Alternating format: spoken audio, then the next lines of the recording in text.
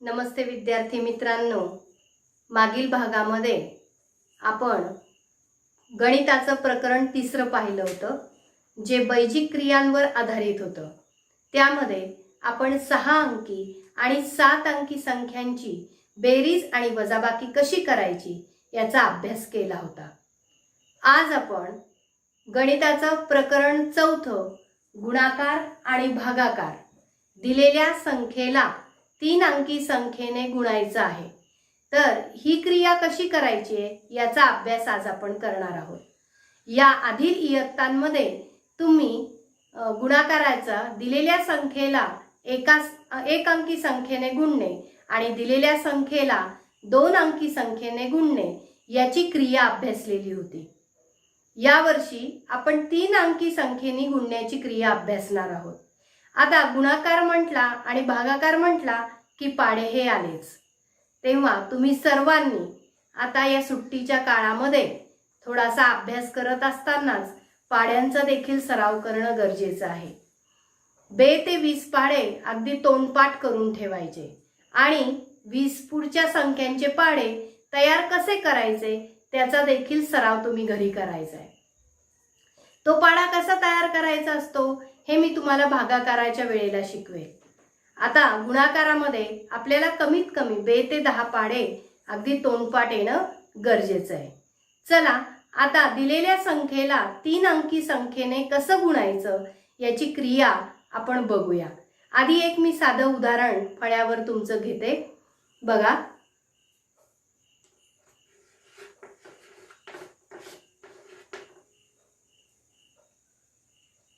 $25,613 गुणिले 758। विद्यार्थी मित्रांनो, ज्या संख्येला आपल्याला गुणायचं असतं त्या संख्येला आपण गुण्य असं म्हणत असतो, हे लक्षात ठेवा। आणि ज्या संख्येने आपल्याला गुणायचं असतं त्याला आपण गुणक असं म्हणत असतो। वरची संख्या ही गुण्य म्हणून संबोधली जाते आणि गुणाकारातली दुसरी संख्या ही गुणक म्हणून संबोधली जाते। आता वरची संख्या ही जवळजवळ 5 अंकी संख्या आहे आणि तिला ज्या संख्येने गुणायचंय तीच संख्या 3 अंकी संख्या आहे। आता 3 अंकी संख्येने गुणताना आपल्याला एकक स्थानच्या अंकापासून गुणाकाराला सुरुवात करायची आहे। म्हणजे वरच्या संख्येला 25,613ला पहिल्यांदा मी 8ने गुणणार, नंतर मी 5ने गुणणार आणि नंतर मी 7ने गुणणार। चला तर मग आता गुणाकाराला सुरुवात करूया। हे तीनही गुणाकार मी या ठिकाणी वेगळे करणार आहे, म्हणजे ते माझं कच्चं काम असेल आणि आलेले ते गुणाकार मी या ठिकाणी लिहून त्या सगळ्यांची बेरीज करणार आहे। पहिल्यांदा 25,613 या गुण्य संख्येला आपल्याला 8ने गुणायचे। 8 ही संख्या एकक स्थानी आहे, 758 मध्ये ती एकक स्थानी आहे, म्हणजे तिची स्थानिक किंमत आहे 8। 8ने गुणाकार सुरू करायचा आता आपल्याला। 8 त्रिक 24, हातचे आले 2, 8 एक 8, 8 आणि 2 10, हातचा आला 1, 8 सक 48, 48 मध्ये 1 मिळवायचा आहे, 49, हातचे आले 4, 8 पंचे 40, 40 मध्ये 4 मिळवले 44, हातचे आले 4, 8 आणि 2 गुणायचंय, 8 दुने 16 आणि 16 मध्ये 4 मिळवायचे 20. गुणाकार झाल्यानंतर आलेला हातचा मिळवायला आपल्याला विसरायचं नाही. आता हा जो गुणाकार आलाय तो मी या ठिकाणी लिहून घेणार आहे. माझा गुणाकार आलाय 2,04,904.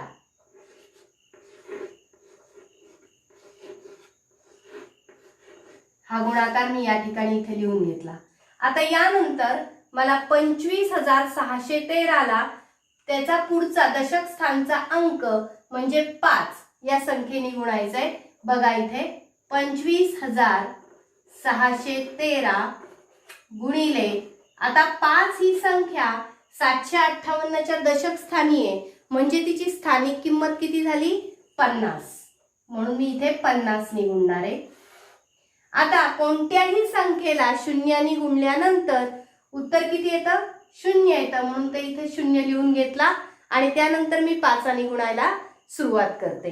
5चा पाढा 3 पर्यंत म्हणायचा. एकक स्थानच्या अंकापासून गुणायला सुरुवात करायची.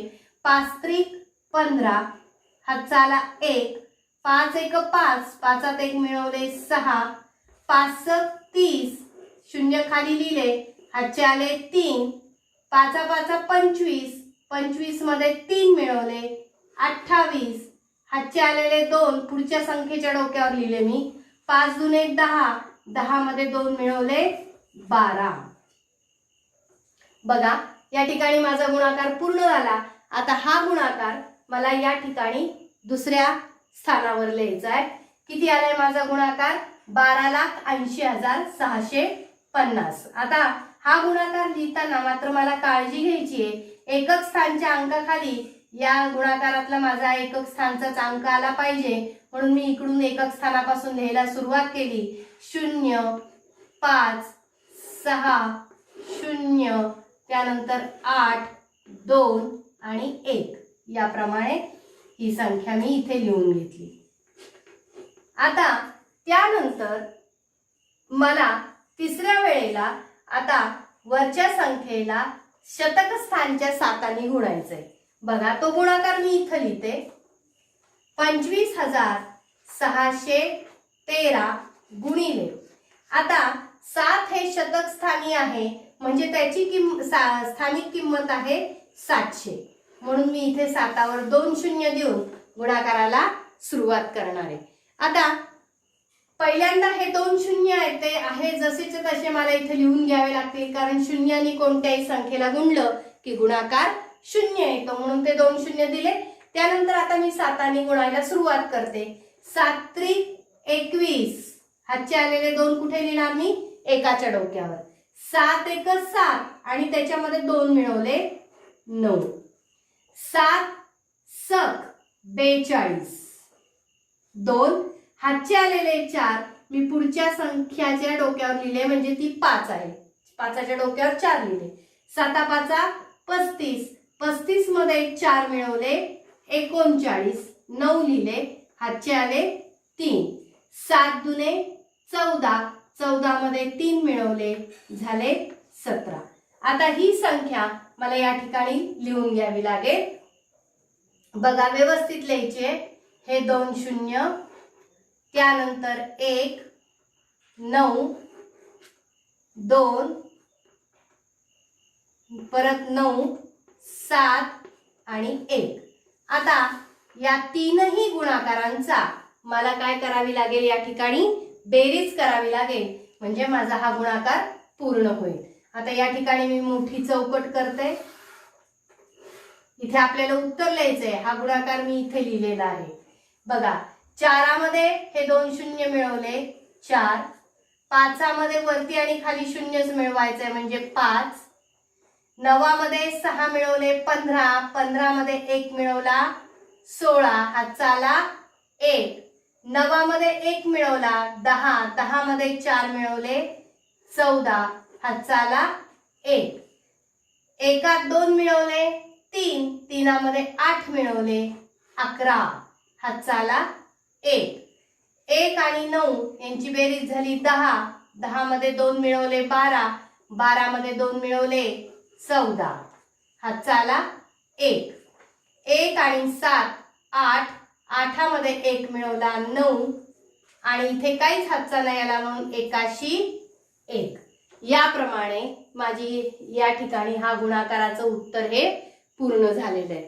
तुमच्या लक्षात आलेलंच असेल की गुणाकार करताना पाडाही महत्वाचा आहे आणि बेरीज करताना देखील आपल्याला काळजीपूर्वक बेरीज करायची. मी मागच्या वेळेस सांगितलं होतं एकांकी संख्यांच्या बेरजेचं तुम्ही जास्तीत जास्त सराव करायचा आहे जेणेकरून तुमचं उत्तर बिनचूक येणार आहे.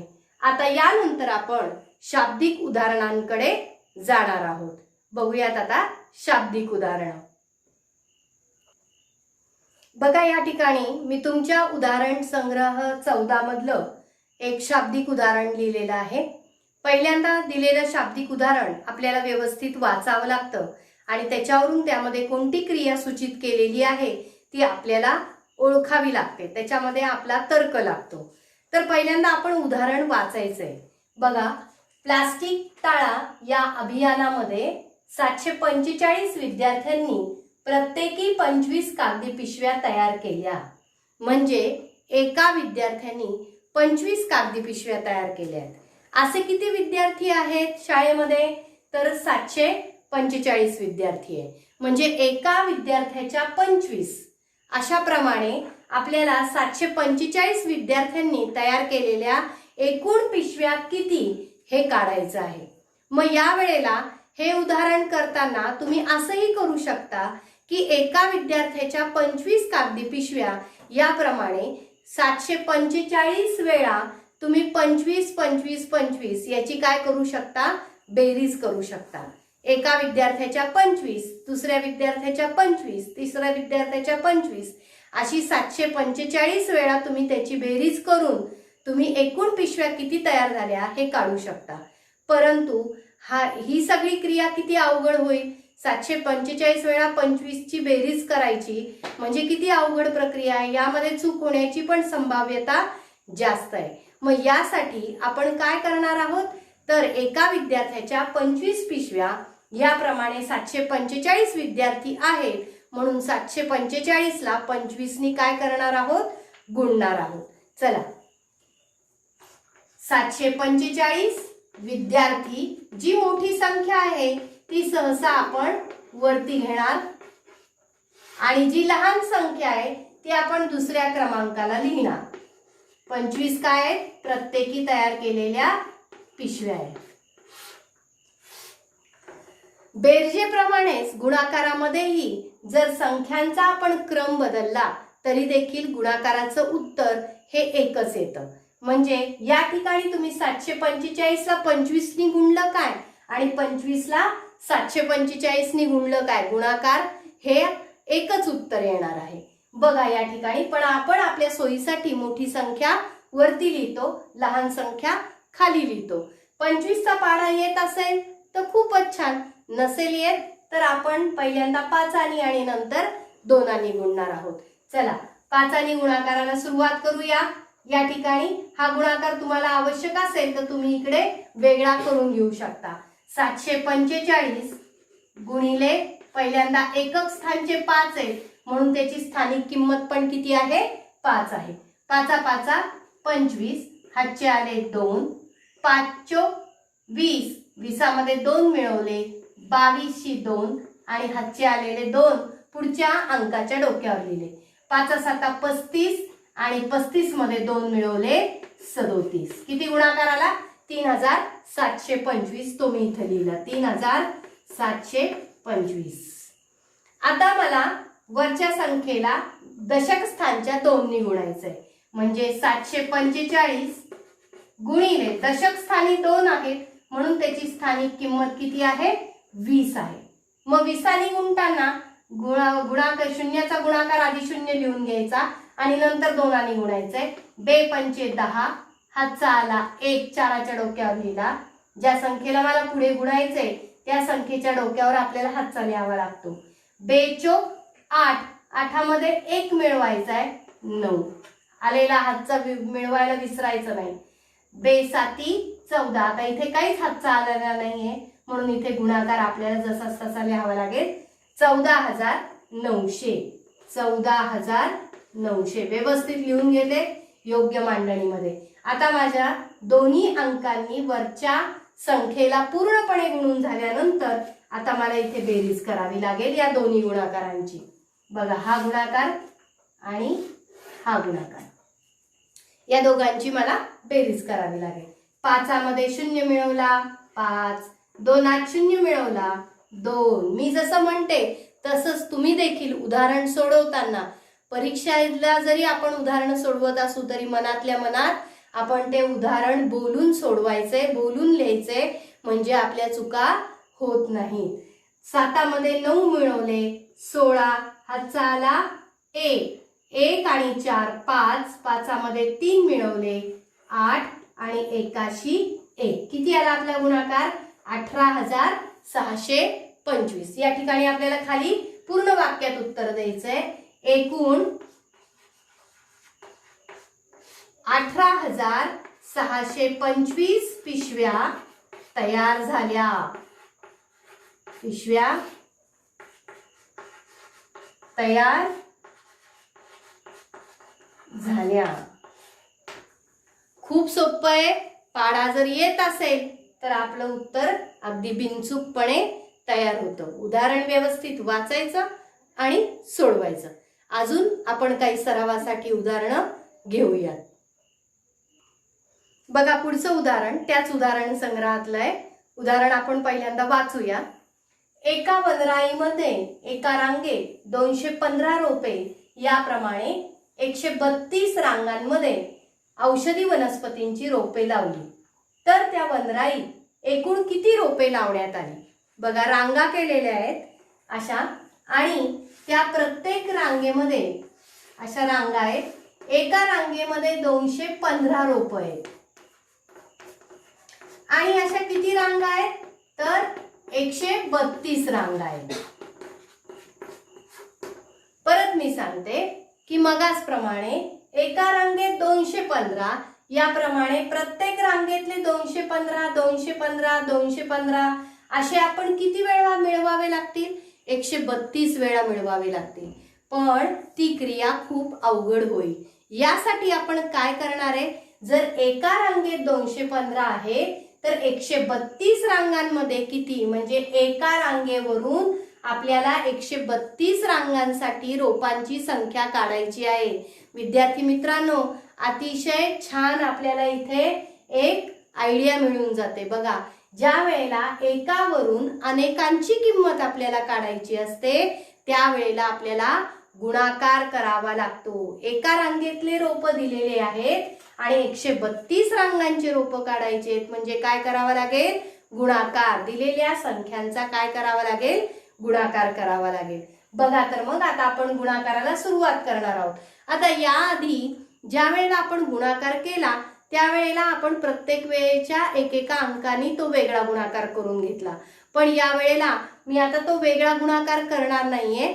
मी तिथेच लगेच आपला पूर्ण गुणाकार प्रत्येक अंकांचा करून घेणार आहे. तर पहिली संख्या आहे 215 गुणिले 132. चला तर मग 215 हे काय? रोप आहेत. प्रत्येक रांगेतले रोप आहेत. आणि 132 काय आहेत? रांगा आहेत. जी काही संख्या लिहिलेली असेल शाब्दिक उदाहरणामध्ये त्याचं स्पष्टीकरण आपल्याला त्याच्या समोर लिहावं लागतं. त्यानंतर आता गुणाकाराला सुरुवात करायची आहे. एकक स्थानच्या अंकानी सुरुवात करायची आपल्याला दुसऱ्या संख्येतल्या. तर पहिला आहे एकक स्थानचा अंक आपला 2 आहे. 2 आणि वरच्या प्रत्येक अंकाला आपल्याला गुणायचे. त्या ठिकाणी देखील आपल्याला एकक स्थानापासून सुरुवात करावी लागते. 2 पंचे 10, हातचा आला 1, 2 एक 2, त्याच्यात 1 मिळवला 3, 2 दुने 4 झाला माझा इथे 2चा गुणाकार पूर्ण झाला. आता तुम्हाला आवश्यक असेल तर तुम्ही हा जो हातचा धरलेला आहे हा तुम्ही खोडून टाका किंवा तो मनामध्ये हातचा धरत जा. आता आपल्याला पुढे 3 गुणायचे. पण 3 हा दशक स्थानी आहे. मग दशक स्थानी 3 असल्यामुळे त्याची स्थानिक किंमत किती आहे? 30 आहे. म्हणून त्यासाठी मी इथं पहिला शून्याचा गुणाकार जो आहे तो शून्य लिहून टाकणार. 30तला जो शून्य आहे त्या शून्याचा गुणाकार मी इथं शून्य लिहून टाकला. आता मला 3 गुणायला सुरुवात करायची आहे. 3 पाचे 15, हातचा आला 1, 3 एक 3 आणि 1 झाले 4 आणि 3 आणि 2 गुणलं 3 दुने 6. हा झाला माझा 3चा गुणाकार पूर्ण. आता 1 गुणायचंय. 1 गुणणं तर अगदी सोपं आहे, कारण 1 कोणत्याही संख्येला गुणलं की गुणाकार 30 संख्या येते. पण आता हा 1 जो आहे तो शतक स्थानी आहे, म्हणजे त्याची किंमत आहे 100. त्याची स्थानिक किंमत किती आहे? 100. 100 म्हणजे 1वर 2 शून्य आले, म्हणून त्या दोन्ही शून्यांचा गुणाकार मी या ठिकाणी एकक आणि दशक स्थानी 0 आणि 0 असा लिहून घेतला. आता पुढे मला 1चा गुणाकार मांडायचा आहे. 1 5 5, 1चा पाडा 5 पर्यंत 1 5 5, 1 1 1 आणि 1 2 2. ही संख्या आता आपल्याला मिळवायची, सगळ्यांची बेरीज करायची. शून्यात 0 मिळवले 0, 3मध्ये 5 मिळवले 8, 4मध्ये 4 मिळवले 8 आणि 8त 5 मिळवले 13. हातचा आला 1, 1 आणि 1 2, 2 आणि 6 झाले 8 आणि हे 2शी 2, म्हणजे किती उत्तर आलं माझं? 28,380. मग इथे मी पूर्ण उत्तर लिहिणार. एकूण औषधी वनस्पती, एकूण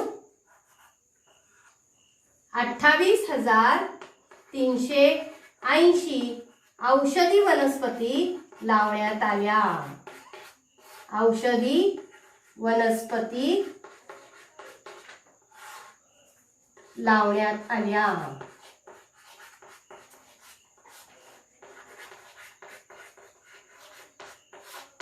खूप सोपी क्रिया आहे. फक्त ज्यावेळेस एकक स्थानचा आपला गुणाकार पूर्ण झाला, ज्यावेळेस आपण दशक स्थानकडे येतो त्यावेळेला इथे बेरजेमध्ये आपल्याला एक शून्य आधी एकक स्थानी मांडायचा. शतक स्थानच्या अंकाकडे आलो की आपल्याला 2 शून्य मांडायचे. हे मात्र विसरायचं नाही. गुणाकारातलं हे सगळ्यात महत्त्वाचं गम्य आहे. लक्षात ठेवा, स्थानिक किमतीप्रमाणेच आपल्याला इथे शून्य वाढवत जावे लागतात. या ठिकाणी आपलं हे गणित पूर्ण झाले. जास्तीत जास्त अवघडात अवघड गणित जे आहेत ते मी घेण्याचा प्रयत्न करते. अजून एक उदाहरण आपण बघूया. बघा, या ठिकाणी अवघडात अवघड मी गणित लिहिलेलं आहे. गणित वाचूया. 4 अंकी सर्वात मोठी संख्या व 3 अंकी सर्वात मोठी संख्या यांचा गुणाकार करा. गुणाकार करा ही क्रिया स्पष्टच सांगितलेली आहे. फक्त प्रश्न काय तर 4 अंकी मोठी संख्या लिहिणं आणि 3 अंकी सर्वात मोठी संख्या लिहिणं. बघा, मागील प्रकरण दुसरं जरा तुम्हाला आठवावं लागेल. मी तुम्हाला सांगितलं होतं मोठ्यात मोठी संख्या आणि लहानात लहान संख्या लिहिताना आपल्याला काय वापरायचंय, काय आयडिया करायची आहे. आता मोठ्यात मोठी संख्या लिहिताना ती जेवढ्या अंकांची विचारलेली असेल तेवढ्या वेळेला आपल्याला 9 लिहायचे, म्हणजे ती मोठ्यात मोठी संख्या तयार होते. आता इथे 4 अंकी मोठ्यात मोठी संख्या लिहायची म्हणजे मला 4 वेळेला काय लिहावे लागतील? 9 लिहावे लागतील. अगदी बरोबर आहे. चला, मोठ्यात मोठी 4 अंकी संख्या लिहूया. मोठी संख्या आधी आपण लिहितो. 4 वेळा 9 लिहिले. मोठी 4 अंकी संख्या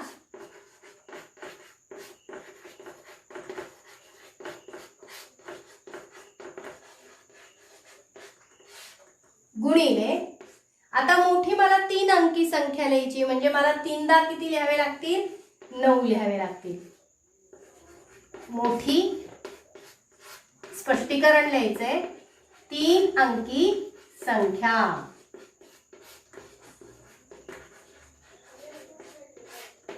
आता गुणाकाराला सुरुवात करायचं आहे. आता इथे गुणाकार खूपच सोपा आहे. 9चा पाडा तसा विद्यार्थ्यांना अवघड वाटतो, पण 9चा पाडा तयार करणं सुद्धा सोपं आहे. कसं सोपं आहे तर आपण 9 इथे लिहिले तर त्याच्या खाली आपण उतरत्या क्रमाने जायचंय.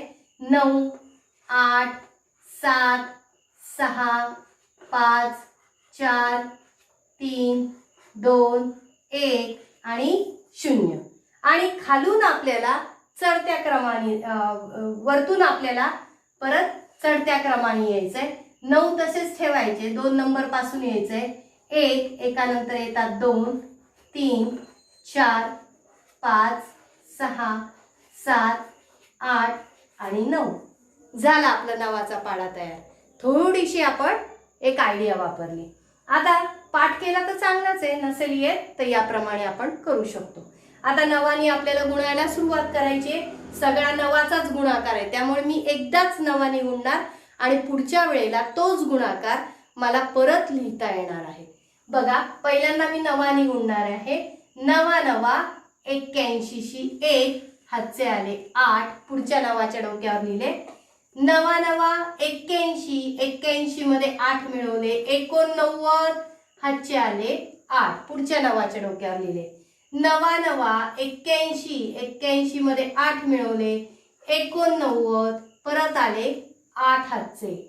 9 9 81 81 मध्ये 8 मिळवले 89, सगळी संख्या मला इथं लिहावी लागेल. किती गुणाकार आला माझा? 89,991. आता विद्यार्थी मित्रांनो, या गुणकाच्या ठिकाणी सर्व संख्या सारख्या आहेत. 9 9 9 आहे की नाही? मग पहिल्या मी 9 नी गुणून घेतल्यानंतर आता मला पुढच्या 9 गुणताना प्रत्यक्ष गुणाकार करायची गरज नाही. फक्त हा 9 जो आहे हा दशक स्थानी असल्यामुळे मी या ठिकाणी त्याच्या एकक स्थानच्या शून्याचा गुणाकार 0 हा आधी लिहून घेणार आहे. आता मी नवाचा गुणाकार जो आहे तो वरचाच गुणाकार परत खाली लिहिणार आहे. तर हा एक एकक स्थानचा माझा दशक स्थानी, नंतर 9 नंतर 9 परत 9 आणि 8 असा मी हा गुणाकार लिहून घेतला. त्यानंतर आता मला शतक स्थानच्या नवानी परत वरच्या सगळ्या नवांना गुणायचं आहे. आता मी परत गुणाकार करणार नाही, पण 9 हा शतक स्थानी असल्यामुळे त्याची स्थानिक किंमत आहे 900, म्हणजे नवावर 2 शून्य. त्या 2 शून्यांचा गुणाकार मी या ठिकाणी इथं लिहून घेणार आहे आणि पुढे परत नवाचा गुणाकार लिहिणार आहे. 1 9 9 9 आणि 8. आणि आता या सगळ्यांची काय करणार आहे? बेरीज करणार आहे. एकामध्ये 0 मिळवला 1, 9 मध्ये 1 मिळवले 10 हातचा आला 1, 1 आणि 1 2, 2 आणि 9 11, 11 मध्ये 9 मिळवले 20 हातचे आले 2. म्हणायचं आणि लिहायचंय म्हणजे चुका होत नाहीत. 2 मध्ये 9 मिळवले 11, 11त 9 मिळवले 20, 20 मध्ये 9 मिळवले 29 हातचे आले 2. 2 आणि 9 11, 11 आणि 9 20, 20 मध्ये 8 मिळवले 28 हातचे आले 2. 2 आणि 9 11, 11 आणि 8 19, 9 हातचा आला 1 आणि एकामध्ये 8 मिळवले 9. बघा, या ठिकाणी माझा गुणाकार पूर्ण झालेला आहे. किती आला आपला गुणाकार बघा बरं. तर या ठिकाणी एकक स्थानच्या अंकापासून आपण सुरुवात करणार आहे. आपल्याला वाचता येत नसेल तर एकक, दशक, शतक, हजार, दशहजार, लाख आणि दशलाख, म्हणजे किती झाले माझे? 99,89,000 आणि 1. ज्या ठिकाणी मी लाख पूर्ण केले त्या ठिकाणी मी स्वल्पविराम केला, हजाराच्या ठिकाणी स्वल्पविराम केला. मी उत्तर इथे लिहिणार. आता सगळ्यात मोठं उत्तर येईल. किती म्हणणार आपण? तर 4 अंकी मोठी संख्या, 4 अंकी मोठी संख्या व 3 अंकी मोठी संख्या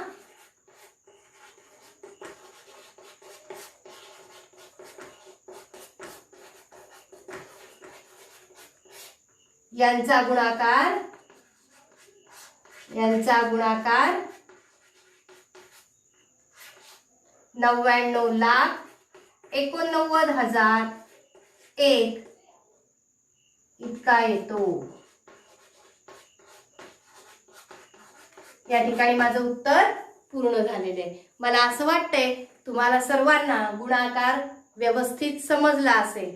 वेगळं काहीच नाही. मागच्या वर्षीपर्यंत आपण जो 2 अंकी संख्यांचा गुणाकार करत होतो त्याप्रमाणेच 3 अंकी संख्यांचा देखील आपण गुणाकार इथे शिकलेला आहे. फक्त एकच गोष्ट लक्षात ठेवायची, ज्या वेळेला आपण दशक स्थानच्या अंकाने गुणतो त्यावेळेला 1 0 आपल्याला पुढच्या स्टेपला ऍड करावा लागतो पायरीला, आणि शतक स्थानच्या अंकाने गुणताना इथे परत 2 0 आपल्याला ऍड करावे लागतात. या शून्याच्या जागेवर तुम्ही अशा फुल्या जरी वापरल्या तरी चालू शकतात, पण 0 लिहिला तर आपल्याला बेरीज करायला सोपं जातं. आता आपण पुढच्या तासाला भागाकाराची क्रिया परत नव्याने शिकणार आहोत. या ठिकाणी थांबूयात.